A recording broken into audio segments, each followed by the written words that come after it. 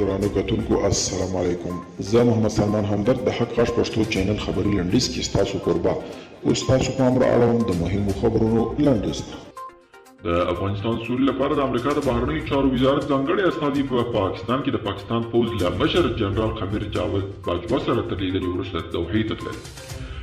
نوموړي په ټویټ پیغامونو کې ویلي چې مذاکراتو په دې دویم پړاو کې باید چټک او د پام وړ پرمختګونه وشي.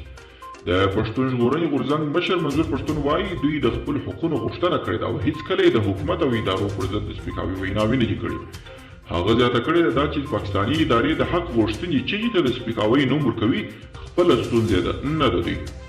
د بشري نړیوال سازمان د جنوبي اسیا د چارو مسؤل په تازه څرګندونو کې ویلي چې افغانستان یو له هغو هیوادونو دی چې په وروستیو کې تر ټولو ډېر بشري حقونه پکې تر پښو لاندې شوي دي. جګړې شدیدې شوي او د امریکي وګړو تلفات پکې ډېر شوي. نو د دې اړتیا ده چې ژر تر ژره د جګړې پر ختمېدو توافق وشي. د برتانیا لومړی وزیر بوریس جانسن ویلي چې د کورونا ویروس نوې بڼه په چټکۍ د خپرېدو په حال کې ده. نو له همدې امله د دې اړتیا ده چې برتانویان یو ځل بیا په خپلو کورونو کې پاتې شي او سرتاسري کراتین مراعات کړي.